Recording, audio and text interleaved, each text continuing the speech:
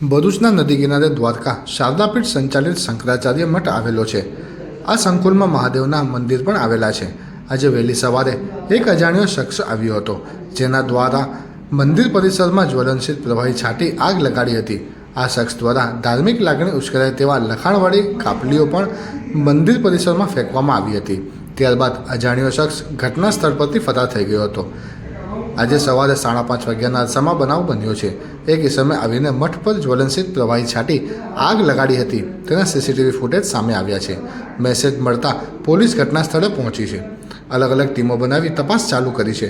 ગુનો દાખલ કરી દીધો છે। જેને કૃત્ય કર્યું છે તેને પકડવા માટે પોલીસ કાર્યવાહી કરશે। દ્વારકા શારદાપીઠ સંચાલિત મઠમાં રહેતા મુક્તાનંદ સ્વામીએ કહ્યું હતું કે આજે સવારે 5 વાગ્યે મંદિરની પૂજા કરીને 5:15 વાગ્યે પરત આવ્યો અને મંદિરના બીજા ભાગમાં પૂજા કરી રહ્યો હતો। ત્યારે 5:30 વાગ્યે મને જાણ થઈ કે બહાર એક વ્યક્તિ કંઈ છાંટીને ધમાલ કરતો હતો।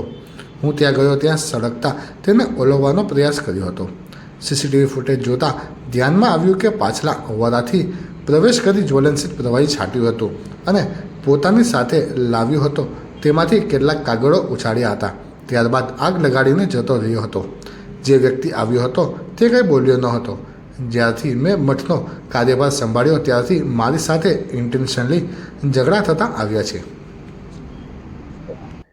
આજે સવારે અંદાજે 5:30 થી 6 ની વચ્ચે એક બનાવ અહીંયા ભરૂચના એ ડિવિઝન પોલીસ સ્ટેશનમાં બન્યો છે, જ્યાં કોઈ એક ઈસમ આવી અને આ જગ્યા ઉપર જ્યાં ઊભા છે ત્યાં મઠ ઉપર કંઈ પદાર્થ નાખી એને સળગાવવાનો પ્રયત્ન કરે છે।